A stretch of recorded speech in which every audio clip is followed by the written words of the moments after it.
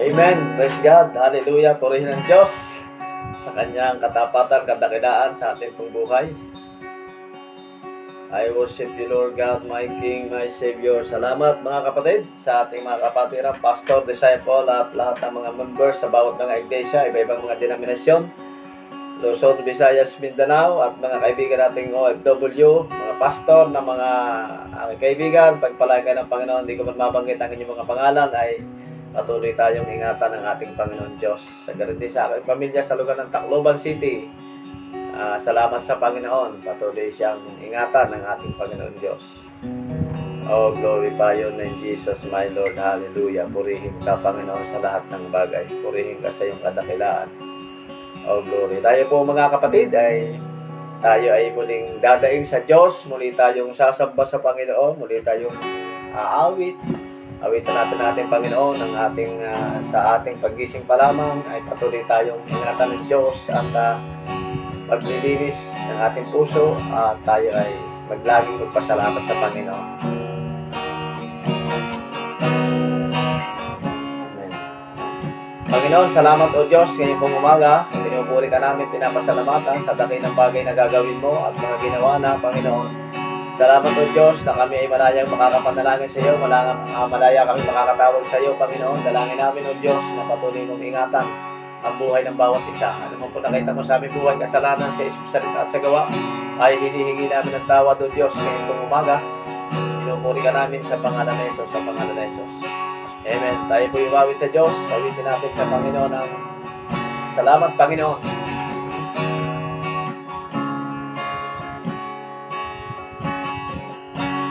Puso ko'y iyong sinisiyasan, buhay ko'y iyong alam, ang lahat kong lihim, O Yahweh, ay tiyak mo nga nalalaman. Ang lahat ng aking ginagawa sa'yo ay hindi lingid. Ang lahat kong lihim, O Yahweh, ay tiyak mo ngang nababati. Salamat, Panginoon, kilala mo ako. Ang lahat ng bagay ay dinit sa'yo. Salamat, Panginoon, tinutuwid mo ako.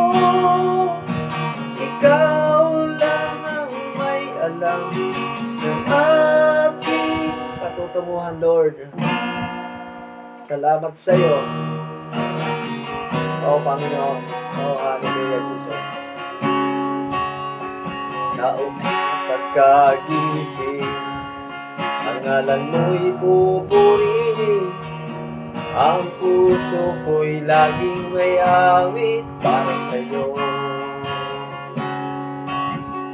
Lagi kong nararanasan ang katapatan na walang hanggan. Pag-ibig mo'y laging sariwa sa araw-araw. Hindi ako magsasawang purihin ka. Kung puso't lakas, minamahal kita. Laging aawitin ang pag-ibig mo sa akin, Panginoong Jesus, purihin ka. Laging aawitin ang pag-ibig mo sa akin, Panginoong Jesus, purihin ka. Oh, hallelujah. Sa umaga pagkagising, ang ngalan mo'y pupurihin. Ang puso ko'y laging may awit para sa'yo.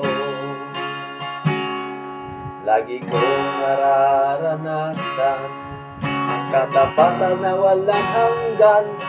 Pag-ibig mo'y laging sariwa sa araw-araw. Hindi ako magsasawang purihin ka. Buong puso't lakas, minamahal kita. Laging aawitin ang pag-ibig mo sa akin, Panginoong Hesus, purihin ka. Laging aawitin ang pag-ibig mo sa akin, Panginoong Hesus, purihin ka. Panginoong Hesus, purihin ka. Panginoong Hesus, purihin ka.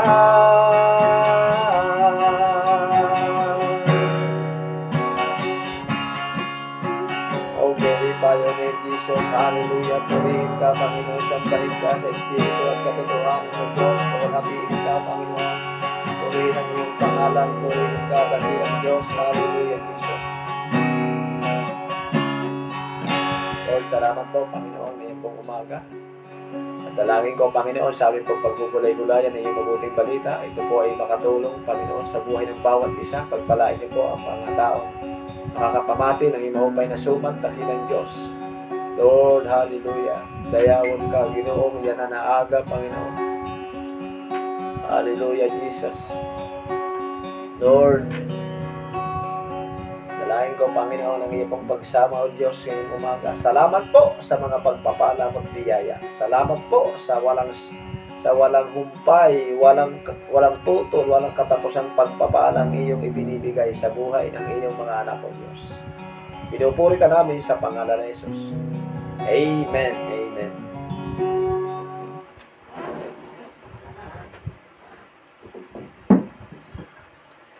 Praise God. So, ngayon pong umaga, mga kapatid, kailan po nating announcement, hindi po tayo hihinto sa pananalangin araw-araw. Ang Panginoon Diyos, kahit ang mga disciple ay natutulog, ang Panginoong Hesus ay hindi tumitigil sa pananalangin araw at gabi. At ang sekreto upang tayo makapagpatuloy, maabot natin ang bawat ating mga hangarin sa buhay, ay tayo ay patuloy na manalangin sa Diyos, patuloy tayo makapaglingkod sa Diyos. Lagi niyo pong tatandaan, ang Diyos po ay hindi siya tumitingin sa bilang. Ang tinitingnan ng Diyos ay kung paano ang Diyos kikilos sa buhay ng bawat isa. Everyday ng ating buhay. Pagising pa lamang natin, magpasalamat na tayo. Pagising pa lamang natin, matuto na tayong sambahin siya, pasalamatan siya. At ang nais ng Diyos sa bawat isa sa atin, mga kapatid, makapagpatuloy tayo. Sabi ng Panginoon, Lucas chapter 18 verse 1, may talagang paborito ko itong talatang to. Manalangin kayo, manalangin kayo upang hindi kayo manlupay-pay. Kung nais sa ating hindi manghina, kung nais sa ating hindi manalangin, araw-araw, everyday ng ating pong buhay. So, ating pong announcement, everyday meron po tayong panalangin, ganitong oras, alas 5 ng umaga, devotional prayer, at Friday po ng gabi, 7:30, meron tayong live streaming, at saka Sunday ng gabi. Araw-araw po tayong sumubaybay sa ganitong activity ng gawain dahil ito po ay bihira lamang sa bawat mga churches. Ang sekreto ng lahat ng mga Kristiyano mananampalataya ay ang pananalangin sa Diyos. Ibig sabihin, pag tayo nananalangin, lagi tayong umaasa sa Diyos, lagi tayong umaasa na mayroong gagawin ng Panginoon, lagi tayong nakikipag-usap sa Diyos, at lagi tayong sa pamamagitan ng pananalangin, lagi tayong pinapalakas ng Diyos. Amen. Salamat po sa ating po mga kapatid. Sabi ng Bible, saan man nagtipon ng 2 o 3 sa inyong pangalan, nandun ako sa inyong kalagitnaan. So, salat man tayo sa bilang, pero ang aking panalangin, tayo ay punuin ng Diyos ng kanyang Espiritu ngayong umaga. Sapagkat kahit marami ang bilang, kung ang pagdalaw ng Espiritu ay wala, mababaliwala ang gawain ng ating pong Panginoon. So, inuulit ko po, salamat sa mga kapatid, salamat sa aking pamilyang nandiyan sa Tacloban na nagsusubaybay everyday. Salamat sa ilang kapatiran dito sa lugar ng Pampanga. Salamat po sa inyong tulong lahat po sa bawat aming mga pastor. Salamat po sa inyong pagsuporta para sa gawain ng Diyos. Sa mga OFW dyan mamaya na manonood, pagpalain kayo ng Panginoon ang ating kapatid dyan sa Riyadh. Ganon din dyan sa lugar ng Hong Kong, pagpalain kayo ng Diyos ngayon pong umaga. Amen. At ilan pa nating kapatid sa Luzon, Visayas, Mindanao na pwedeng makapanood dito mamaya. Hallelujah. Sa inyo pong mga Bible, mag-aaral na po tayo sapagkat ang oras ay mabilis lamang. Aklat ng Kawikaan, Kapitulo 4, talatang 23. Mag-aaral na po tayo. Napakahalaga po nito. Huwag po kayong bibitaw sapagkat mahalaga pag-aaralan natin ngayon pong umaga. Kawikaan chapter 4 verse 23, ingatan mo ang iyong puso ng buong sikap sapagkat ito ang dinadaluyan ng buhay. Hallelujah, Lord. Pagpalain mo yung mabuting balita, basbasan mo ito, magdulot ito ng kalakasan at pagpapatuloy para ng palatayang matibay, Panginoon, ng bawat iyong mga anak. Basbasan niyo po ito. Ikaw ang magsalita, ikaw ang manguna. Anumang atake ng kaaway, ang hindi pakikinig, wasakin mo ito. In the name of Jesus, sa pangalan ng Jesus. Lord, salamat po. Pinupuri ka namin, pinapasalamatan ngayong umaga. Salamat ngayong umaga kami nagising. Salamat sa kalakasan. Salamat sa iyong biyaya. Salamat sa iyong habag. Salamat sa iyong pagpapala. Sa aming buong pamilya, Panginoon, na hindi ka nagkukulang. Ikaw ay sapat-sapat. Everyday ng aming buhay, Panginoon God. Lord, pinupuri ka namin sa pangalan ni Jesus. Amen. Amen. Amen. Hallelujah. Muli, good morning to everyone. Yan. Ating pong pag-aaral ngayon pong umaga ay bantayan ang ating puso. Sa ibang salin ay ingatan ang ating puso. Sabi ni David, sabi ni Solomon, ingatan ang ating pong puso. Ito ay salita ng ating pong Panginoon Diyos na ito'y pangungusap bakit marami ang nawawalay sa gawain ng Diyos sapagkat sa hindi pag-iingat ng kanilang puso. Ito po yung pag-aaralan natin. Paano pananatiliin ng malusog yung ating heart? Paano mapapanatili na healthy yung ating heart? Ito ang nais ng Diyos sa bawat isa sa atin. Kalimitan sa mga Pilipino ay ayon sa pag-aaral kung bakit marami ang inaatake sa puso sapagkat sila ay mahihilig sa maaalat. Pangalawa, sila ay mahihilig sa tawag ito sa Tagalog, mga langis. Sa ibang Tagalog ay mantika. Mahilig sila sa mga pagkain mamantika. Kaya pag edad niya ng mga 40-50, meron lang inaatake sa puso. Minsan nga, 30 years old, inaatake na sa puso dahil sa kanilang mga kinakain. Pero ang sabi ng Bible, ngayon pong umaga, sa Aklat ng Kawikaan, ingatan mo ng buong sikap. Hindi po basta ingatan, ha? Sabi doon, ng buong sikap ang iyong puso sapagkat ito ay daluyan ng buhay mong tinataglay. Sa ibang salin, ng NIV version, ng buhay mong tinataglay. Alam niyo po, sabi ay sa pag-aaral naman ng mga doktor, ang puso, sa lahat ng uri ng karamdaman, ang puso ang pinakamahirap gamutin. Ganon din sa ating spiritual na buhay, mga kapatid. Yung puso ng isang Kristiyano ay pinakamahirap gamutin kapag ang isang Kristiyano ay hindi naging maingat. Marami ang nawala sa gawain ng Panginoon. Bakit sila nawala sa gawain ng Panginoon? Sapagkat may mga maling layunin, meron silang mga maling purpose kung bakit sila nawala sa gawain ng Panginoon. Ito ang nais ng Diyos na ipaalam sa atin sa bawat isa sa atin ngayon pong umaga. Marami ang nawala sa gawain, mga member, mga disciple, at hindi lamang po mga member at mga disciple, galon din ang mga pastor ay marami din ang nawawala. Kami po ay nalulungkot. Bakit? Dahil habang dumadami ang mga masasama, dapat ang mga pastor din ay dumadami. Kaya lang nakakalungkot, marami ang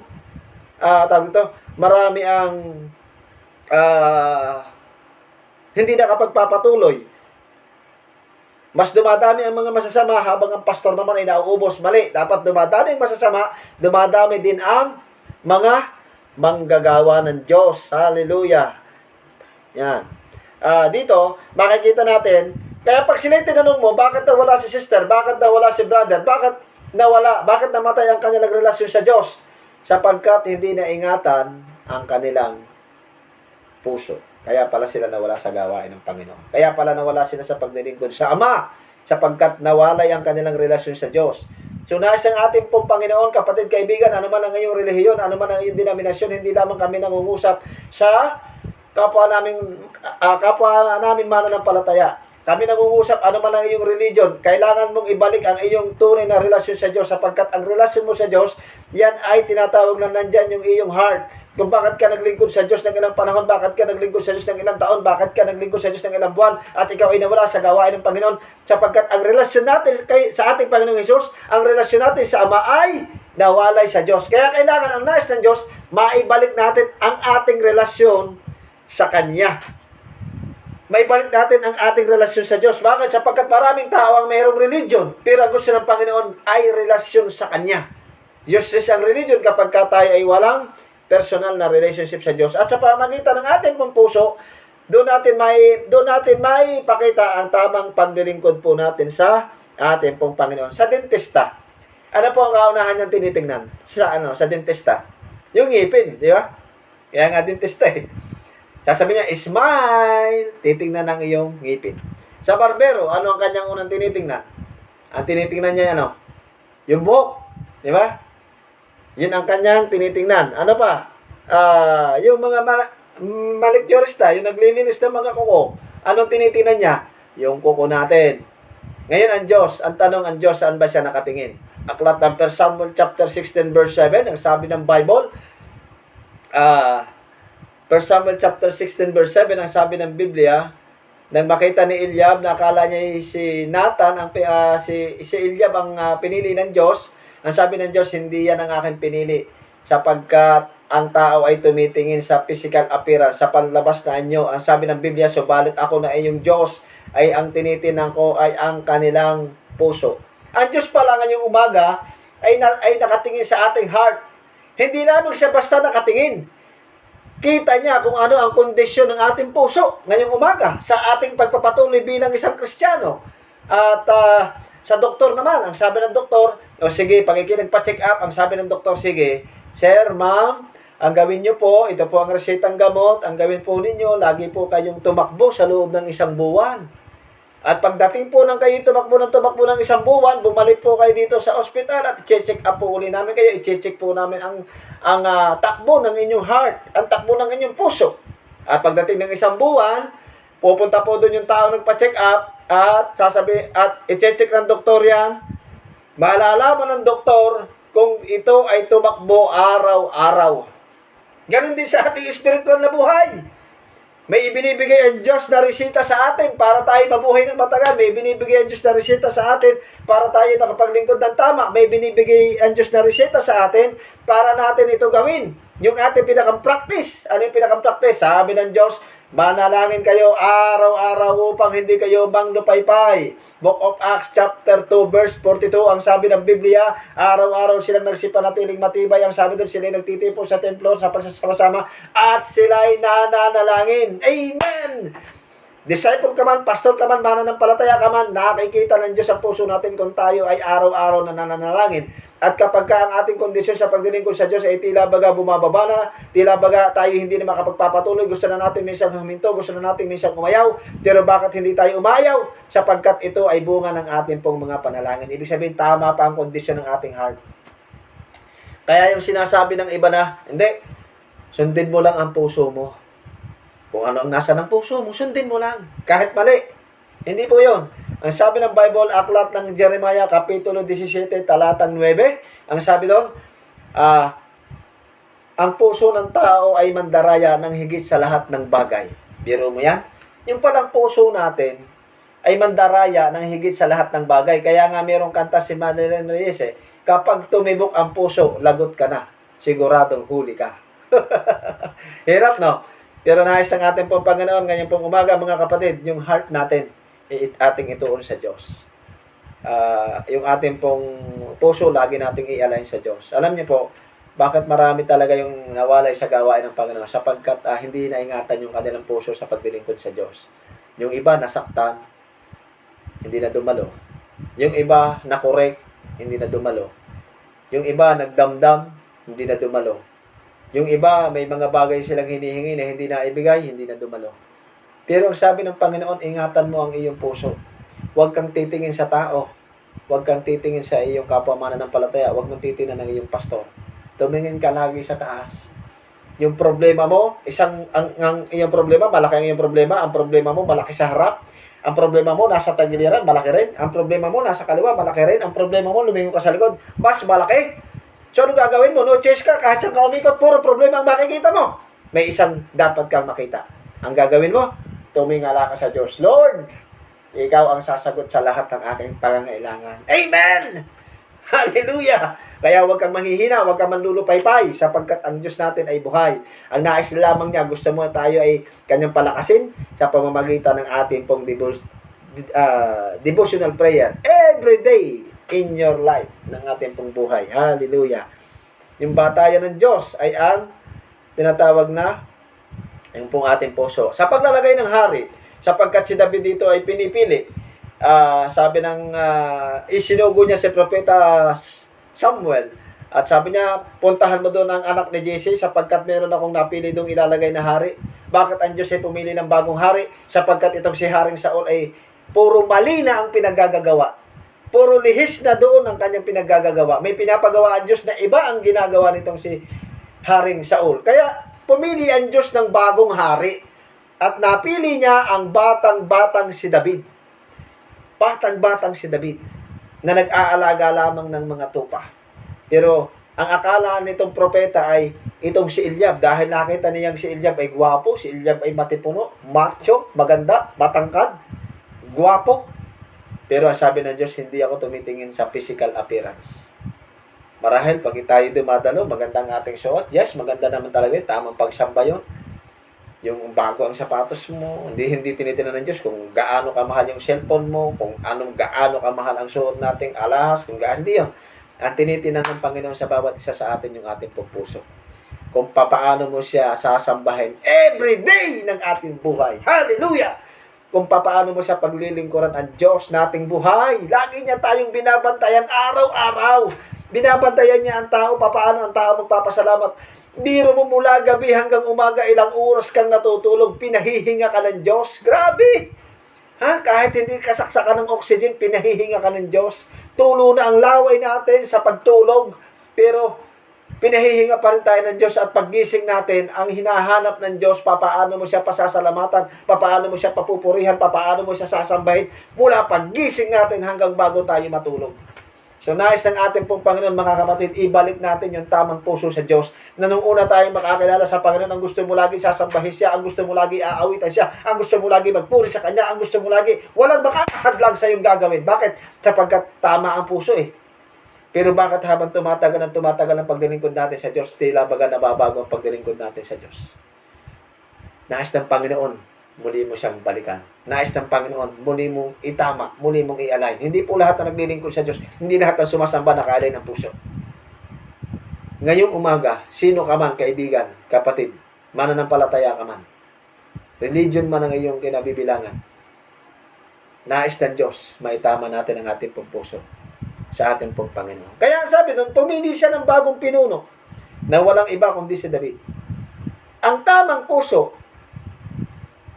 ang makakakuha ng mga pagpapalang mula sa Diyos. Woo! Ang tamang puso pala ang makakakuha ng mga pagpapalang mula sa Diyos. Good morning sa aking mga pamangkin sa lugar ng Laguna. Hallelujah. Maraming salamat sa inyo. Ang tamang puso na naglilingkod sa Diyos, siya ang makakakuha ng mga pagpapala. Kaya masarap pa maglingkod sa Diyos eh. Makakakuha tayo ng maraming mga pagpapala mula sa ating pong Panginoon.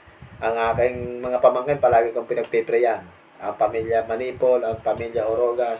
At hindi lamang yon, ang lahat ng mga kapatiran. Hindi ko man mabanggit po ang inyong mga pangalan.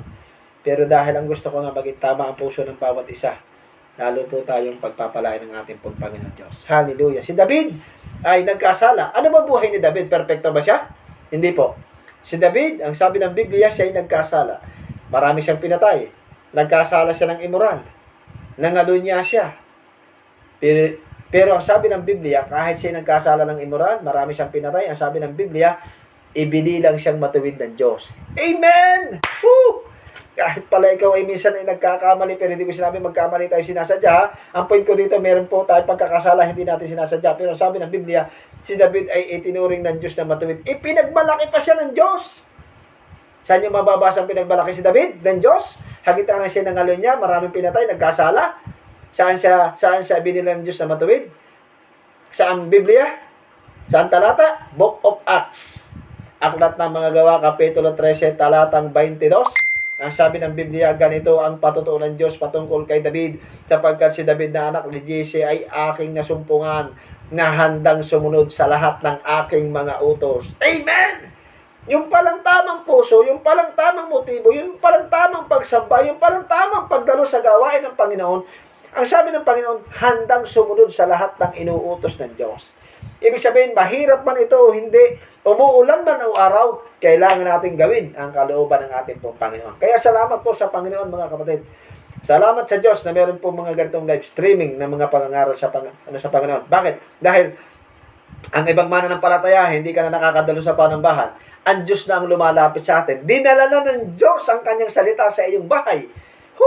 Kung yung mga katatawanan, sinishare natin yung mga katatawanan sinishare natin sa cellphone, bakit hindi natin i-share ang pangalan ng Diyos, sapagkat sa pangalang Hesus may gagawin ang Panginoon. Sa pangalang Hesus merong kapangyarihan ang ating Panginoon na magbago ng bawat buhay ng mga tao saan man panig ng mundo, saan man panig ng daigdig. Pwede ang Diyos gumawa, pwede ang Diyos kumilos sa pamamagitan ng isang mananampalatayang tama ang puso na mag-share ng mabuting balita. Matatapos na po ako. Hallelujah. Hindi po ang galing. Hindi yung magaling kang tumugtog. Pangalawa lamang po yung galing Magaling kang umawit, magaling kang mag-drum. Lahat na pinapalo mo. Lahat. Pero ang puso natin ay hindi tama, ay useless. Gusto ng Panginoon maging tama ang lahat ng bagay. Inuulit ko po, hindi po tayo perfecto. Pero ang nais ng ating pong Panginoon, tayo ay maging perfect. Hindi po tayo perfect. Nagkakasala po tayo, normal po yan. Pero ang nais ng Diyos sa bawat isa sa atin, yung pong ating personal na relationship sa Diyos, wag po nating iwawala. Wag po nating iwawalay sapagkat ang Diyos po natin napakabuti. Bakit sa gitna ng pandemic na ito, marami ka pa rin pagpapalang natatanggap. Amen? Bakit? Kasi tama ang puso Kung sino ang tama ang puso, yun ang malapit sa pagpapala ng Diyos. Amen? Hallelujah. Mga kapatid, wag pong mawawala ang inyong personal na relasyon po sa ating pong Panginoon. Revelation chapter 3, verse 20, ang sabi ng Biblia, ako ay kumakatok. Ang sinamang tao magbubukas ng kanyang pintuan, ako ay papasok at hahapong kasalo niya. Sabay kaming kakain sa kanyang hapagkainan. Ang tinutukoy po ng ating Panginoon ngayong umaga, yung ating pong heart, yung pong ating puso. Paano natin siya pinapapasok? Kapag ikaw ay nasa isang tahanan, kapag ikaw ay nasa isang bahay, pag nagpapasok ka ng bisita, marami kang mga basura, ang gagawin mo, ilalagay mo doon sa kwarto. Lahat ng mga labahin, ilalagay mo sa kwarto. Pero, at pauupuin mo siya sa sala, hanggang doon lamang ang bisita sa sala, di ba? Hindi siya pwedeng pumasok sa kwarto. Bakit? Sapagkat makikita niya yung lahat ng basura doon.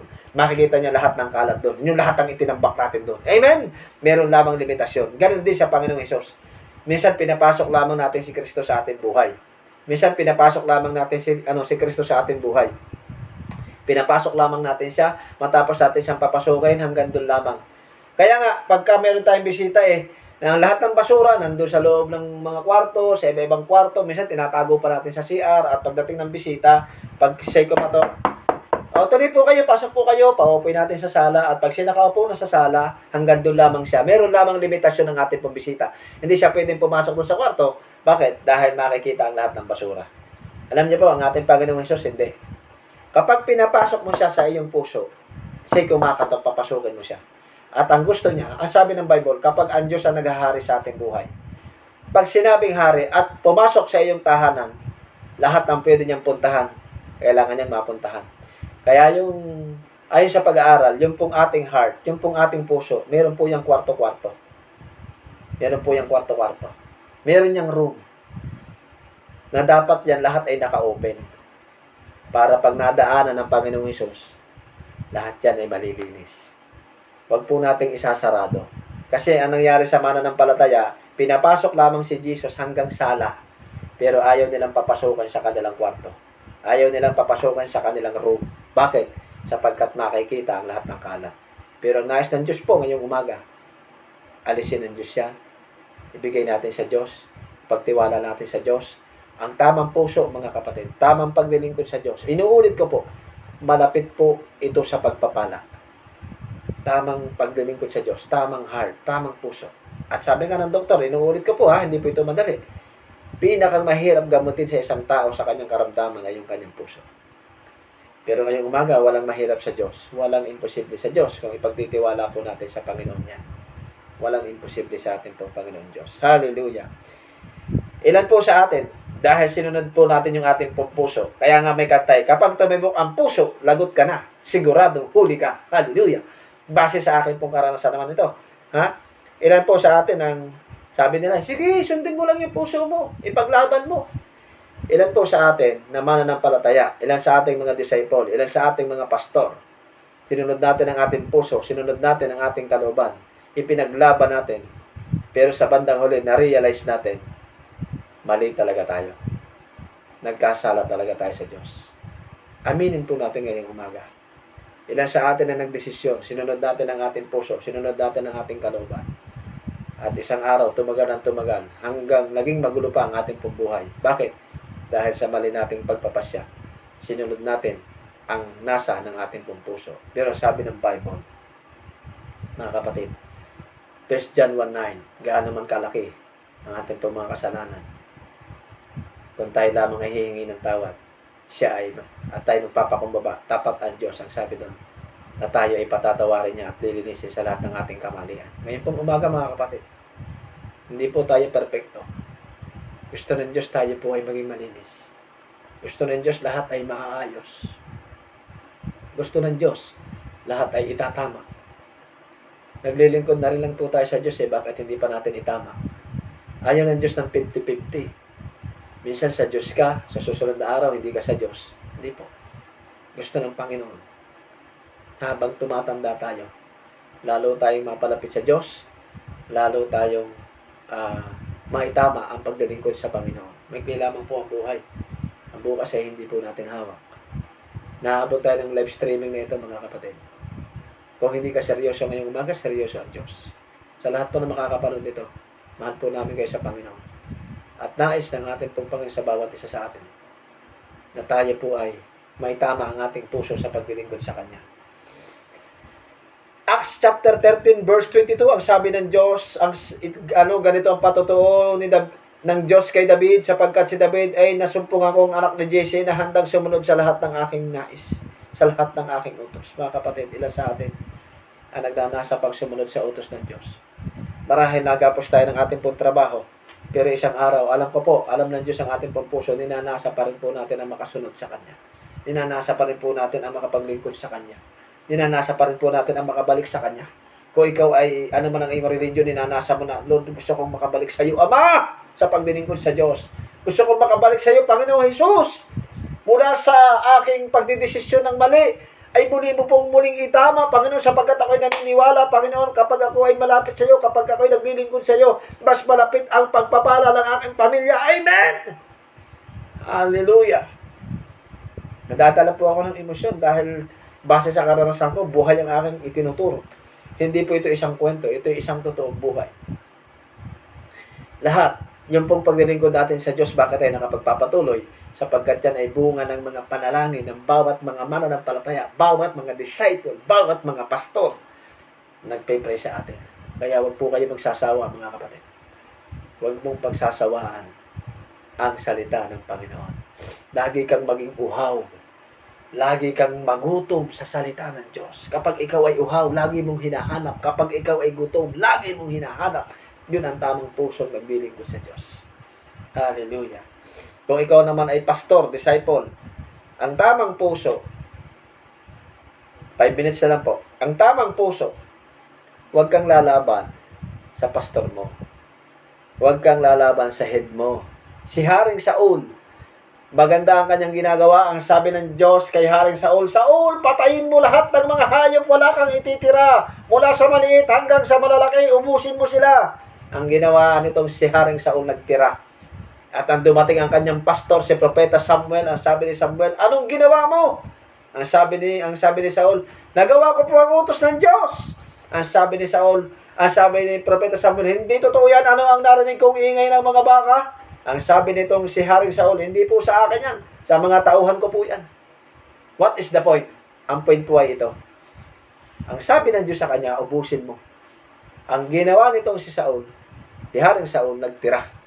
Kaya ang ginawa niya, ang ginawa ng Diyos, pumili siya ng bagong hari. Walang iba, kundi si David. Huwag po tayong susuway, huwag po tayong lalaban, huwag po tayong lalaban sa headship. Sabi nga ng aking pastor, alam niyo po ba yung pong headship, yung word na headship, ay hinati sa dalawang salita. Kaya mahirap mong banggain ang iyong leader. Mahirap mong banggain ang iyong headship. Bakit? Biro mo, yung head. Yung pong salitang head. Ano yung head? Ulo. Di ba? Ulo. Ano yung ship? Barko. Di ba? Pagka pinagsama mo yung biro mo, ulo ng barko yung babanggain mo, di para ka nagpakamatay dyan. Dahil ang iyong puso ay mali, binabangga na natin yung ating leader, ay talagang wala kang magagawa dyan. Ulo ng barko ba naman yung banggain mo? Di ba? Hallelujah. Nais ng ating pagpapagal sa bawat isa sa atin ngayong pong umaga, maging tama ang ating pagsunod, maging tama ang ating pong paglilingkod sa Diyos. Excuse po. Hallelujah. Praise God. Nais ng ating pong Panginoon ngayong pong umaga ay maging pagpapala po tayo. Lagi po tayo magpakumbaba sa Diyos at I pray na ito po ay nakakatulong sa bawat isa sa atin ng live streaming na ito. Lord, hallelujah, salamat po. Wala po ang intention ng pastor na makasakit ng damdamin. Lagi niyo po tatandaan, lagi po namin kayo pinagpipray araw at gabi. Tulog na lang kayo, nagpipray pa rin po kami sa inyo mga kapatid. Ganun po kabuti ang Diyos. Hindi po ako karapat-dapat. Ang pag-live streaming ko ngayong umaga at ang aking pong pangangaral pagka Sunday kay Pastor Bal Serico ay biyaya lamang ng Diyos. Bunga ng panalangin ng mga disciple, bunga ng panalangin ng mananampalataya, bunga ng panalangin ng mga pastor na kung saan ako po nung araw ay na-discarded. Pero muling ibinalik ng Diyos. Muling iningatan ng Diyos. Muling pinagpala ng Diyos. Bakit? Sapagkat ang nais niya, tayo ay makapagpatuloy para sa kanyang kaharian. Ang nais niya, tayo ay makapaglingkod para sa kanyang layunin. Ang nais niya, tayo ay makapagpapatuloy para sa kanyang ubasan. Ang nais ng Diyos, tayo ay lumago everyday ng ating pambuhay, mga kapatid. Kaya wag po kayong hihinto. Take note, gaano man kabigat, gaano man kalaki, gaano man kahirap ang iyong pinagdadaan ng pagsubok ngayon. Huwag kang susuko, huwag kang hihinto, huwag kang aayaw, huwag kang bibigay. Bakit? Sapagkat paglaki ng pagsubok, paglaki ng kahirapan, paglaki ng pagtesting sa atin, paglaki ng pagpapalang iyong matatanggap mula sa Diyos. Hallelujah! Panghawakan po natin ang salita ng ating pong Panginoon sapagkat ang Biblia ay buhay. Ang Biblia, kung anong sinabi niya, kung anong sinabi ng ating Panginoon, kung sinabi niyang iingatan ka niya. Kung sinabi ng Diyos na nababantayan ka, babantayan ka niya. Kung sinabi ng Diyos meron kang karamdaman, pagagalingin ka niya. Kung sinabi ng Diyos na ang iyong pamilya ay maliligtas, ililigtas niya yan. Basta ang mahalaga, magpatuloy ka. Ingatan mo ang iyong puso sa paglilingkod sa Diyos. Kahit nasaan kang lugar, lagi kang mauhaw, lagi kang magutom sa salita ng ating pong Panginoon Diyos. Hallelujah, Lord. Salamat po, Panginoon, ngayong umaga. Pinupuri ka namin, pinapasalamatan sa dakilang bagay, Panginoon, ngayong umaga.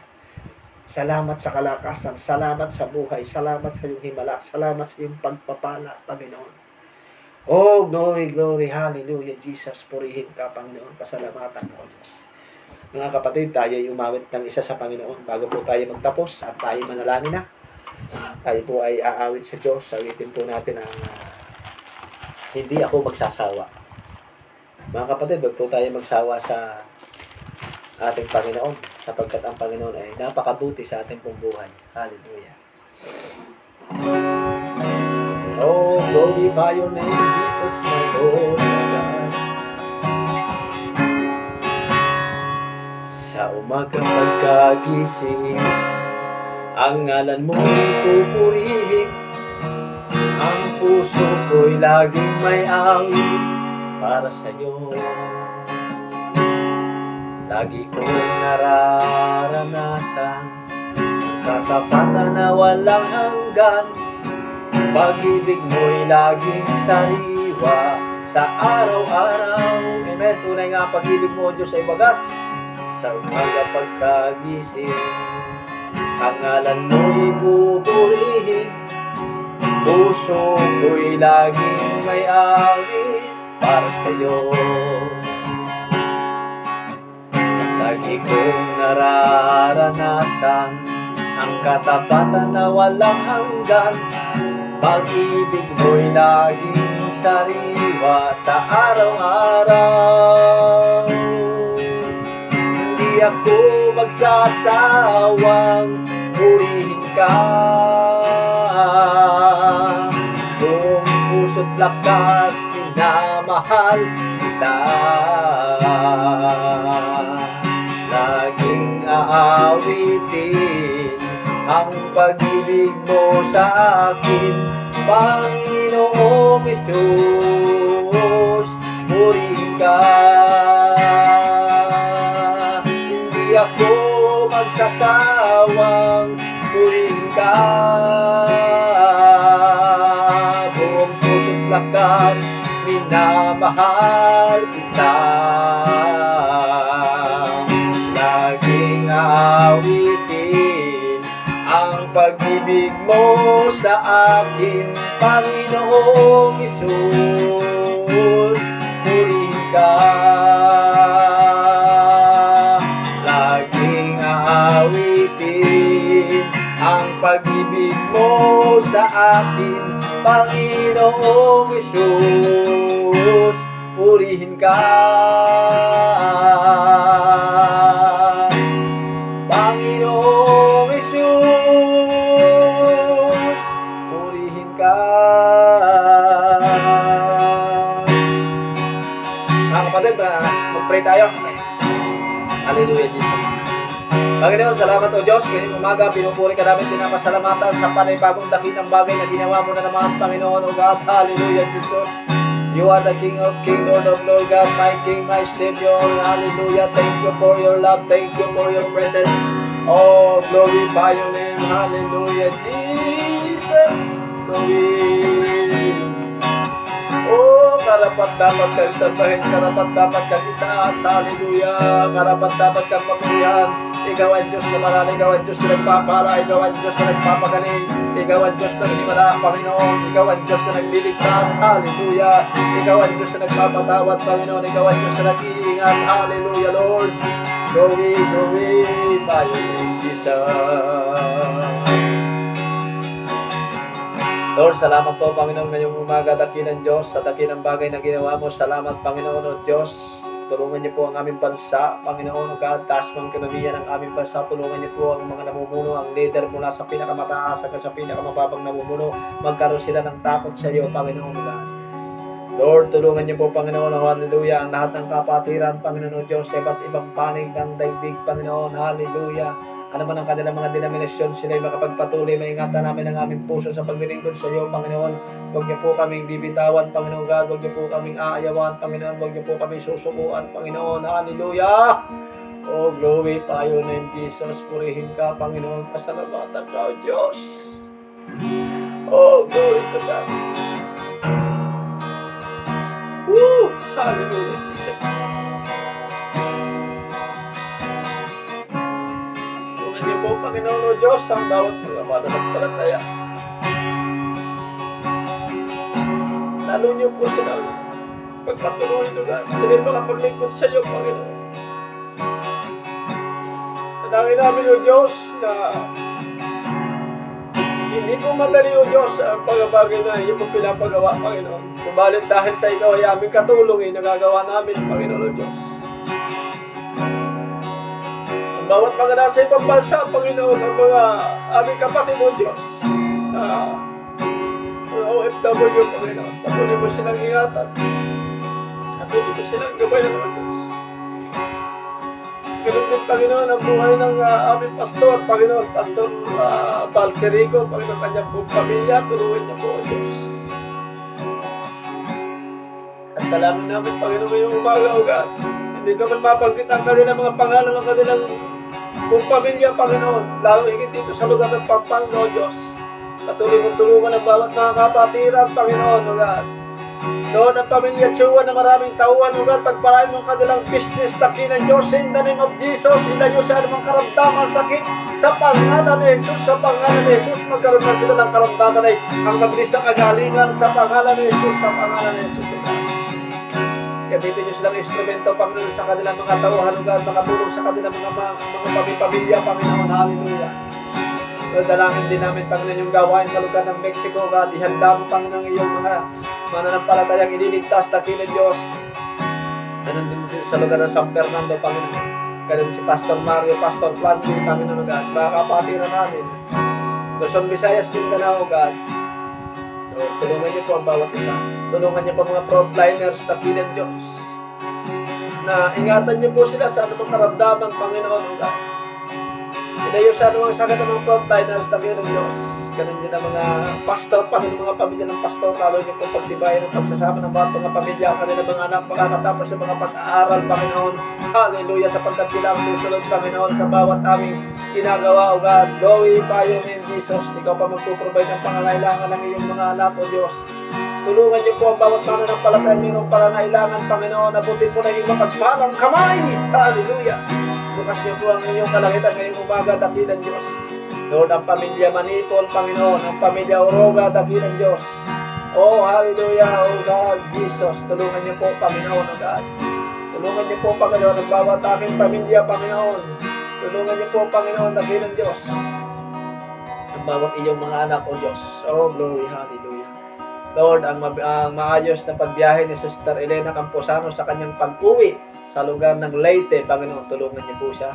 Ang pamilya Manipol, meron siyang prayer request na good health, Panginoon, ilayo sa mga karamdaman, Panginoon, sakit o Diyos, at ang lusog na pangatawan ng bawat kanilang mga pamilya, Panginoon God. Lord, dalangin ko rin po ngayon pong umaga, dakilan Diyos, si Sister Lorna Galang, Panginoon, sa lugar ng Sariaya, Quezon, ang kanyang prayer request ay kanilang business, ang kanilang mga anak o Diyos, ilayo sa anumang mga bagay na hindi nakakalugod sa iyo, Panginoon o Diyos. Tulungan niyo po sila. Lord, salamat po sa iyo pong walang sawang pag-iingat sa amin. Salamat, Panginoon. Salamat po sa iyong Espiritu. Salamat sa iyong pagpapalang biyaya. Oh, glory to God, Jesus. Lord, salamat po, Panginoon, sa buhay ng iyong mga anak o Diyos. Kailangan namin sa araw ng linggo, Panginoon, kami po makapag face to face na, Panginoon. Namimiss na rin po namin ang bawat mga kapatiran o Diyos. Tulungan niyo po sila. Muli ka namin ngayong umaga sa pangalan ng Jesus, sa pangalan ng Jesus. Amen, amen. Hallelujah, Jesus. Yes po.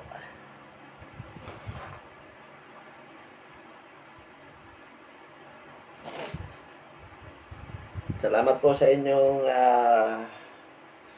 mga kapatid. Salamat ngayong umaga. Masarap magpuri sa Diyos.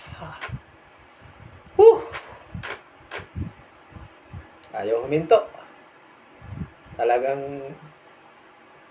pag tumawag ka sa Diyos, sumuko ka sa Diyos, itinama mo ngayong puso, ang Diyos ang magpapala. Ang Diyos po ang mag-iingat. Salamat po sa inyo ngayong umaga. Bukas po ulit ng umaga. Friday po bukas ng umaga, tapos sa gabi po ng 7:30 meron po tayong pagtitipon. Inuulit ko po, hindi po ako perfect bilang pastor. Kahit po ngayon ay inaayos pa rin ng Panginoon lahat ng ating pong puso. Hindi po tayo perfect, pero nais ng Panginoon. Ibalik po natin ang tamang paglilingkod sa Panginoon. Maraming salamat po sa inyo ngayong umaga. Ang pagsama ng Diyos, pagkilos ng Diyos, ang pabor ng Diyos ay laging sumaatin. God bless po.